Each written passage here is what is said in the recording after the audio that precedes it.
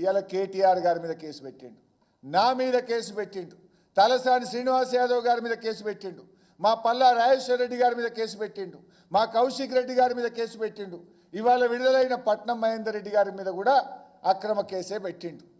ఇవాళ రేవంత్ పాలన ఎట్లా తయారైందంటే పోలీసులతో దబాయించు, అక్రమ కేసులు బనాయించు, అబద్ధాలతో బుకాయించు. ఇది రేవంత్ పాలన. ఢిల్లీలోనేమో వీళ్ళ నాయకుడు రాహుల్ గాంధీ గారు రాజ్యాంగ పరిరక్షణ అని రోజు రాజ్యాంగాన్ని పట్టుకొని తిరుగుతాడు. ఢిల్లీలోనేమో రాజ్యాంగ పరిరక్షణ కావాలి, గల్లీలోనేమో రాజ్యాంగ భక్షణ చేయాలి. ఉందా అసలు ఈ రాష్ట్రంలో రాజ్యాంగం? రాజ్యాంగం రచించిన అంబేద్కర్కే తాళవేసి పెట్టిండిన 125 అడుగుల అంబేద్కర్కు ప్రజలు దర్శించుకోకుండా ఎవరు వెళ్లకుండా అంబేద్కర్కే తాళవేసి పెట్టిన మనిషి రేవంత్ రెడ్డి గారు. ఎండాకాలం కూడా కొంచెం జాగ్రత్త తీసుకుంటే వడదెబ్బ నుంచి తప్పించుకోవచ్చేమో కానీ రేవంత్ రెడ్డి హైడ్రా దెబ్బను తప్పించుకోలేక రియల్ ఎస్టేట్ రంగం ఈ రాష్ట్రంలో ఢమాలైపోయింది. లేస్తలేదు ఏడాదా, ఇప్పట్లో లేస్టేట్ కూడా ఇవాళ కనబడతలేదు.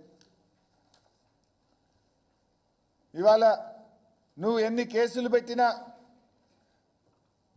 నువ్వు మా కేటీఆర్ గారిని కానీ మా మీద ఎంత వెంటబడ్డా మేము ఈ 4 కోట్ల ప్రజల పక్షాన ఈ కష్టపడి పోరాడి సాధించిన ఈ తెలంగాణను నిలబెట్టే ప్రయత్నం చేస్తాం.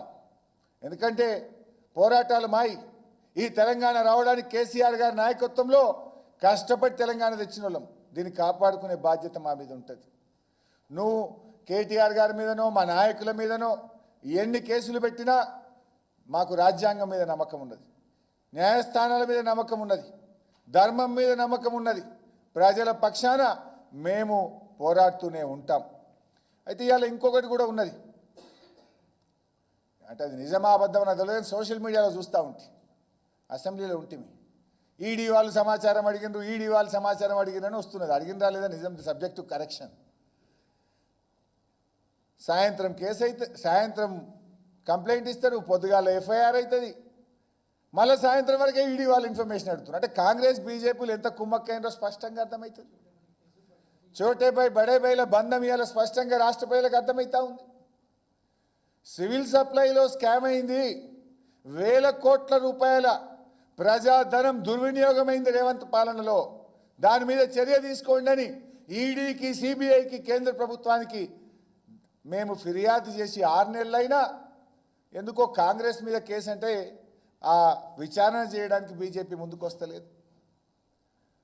పొంగులేటి శ్రీనివాస్ రెడ్డి గారి మీద ఈడీ రైడ్ అయినట్టుగా 70-80 రోజులు అయినట్టుంది. ఇదివరకు ఆ రైడ్లు ఏమైందో ఇంతవరకు ఈడీ చెప్పది, పొంగులేటి నోరిప్పడు. అమృత్లో స్కామ్ జరిగింది అని ఢిల్లీకి పోయి కేటీఆర్ గారు ఫిర్యాదు చేసినా దాని మీద బీజేపీ మాట్లాడదు. ఇక్కడ 18 నాడు కేసు పెడతారు, 19 ఎఫ్ఐఆర్ అవుతుంది, 20 నాడు ఈడీ అడుగుతుంది. దీని వెనుక ఏముందో ఇవాళ ప్రజలు అర్థం చేసుకుంటున్నారు. బట్ ఎవరైనా అన్యాయంగా అక్రమంగా మా మీద ఎన్ని కేసులు పెట్టే ప్రయత్నం చేసినా భయపడేది లేదు. మేము పోరాటాలతోని, త్యాగాలతోని తెలంగాణ సాధించిన వాళ్ళం. రేపు కూడా ఈ తెలంగాణ హక్కులు కాపాడడానికి ప్రజల పక్షాన, తెలంగాణ భవిష్యత్తు కోసం, తెలంగాణ బ్రాండ్ ఇమేజ్ని కాపాడడం కోసం ఈ ప్రభుత్వాన్ని ప్రశ్నిస్తూనే ఉంటాం.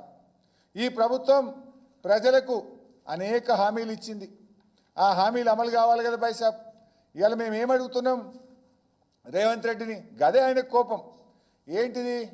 సగం మందికి రుణమాఫీ ఎగ్గొట్టిండు, Rythu Bandhu ఎగ్గొట్టిండు, fee reimbursement ఎగ్గొట్టిండు, job calendar ఎగ్గొట్టిండు, పింఛన్లు 4000 చేస్తాను ఎగ్గొట్టిండు, మహాలక్ష్మి కింద మహిళలకు 2500 ఇస్తాను ఎగ్గొట్టిండు, ఆడబిడ్డలకు తులం బంగారం ఇస్తాను ఎగ్గొట్టిండు, నిరుద్యోగ వృత్తి 4000 ఇస్తాను ఎగ్గొట్టిండు, మొత్తంగా అభయహస్తాన్ని ఎగ్గొట్టిండు.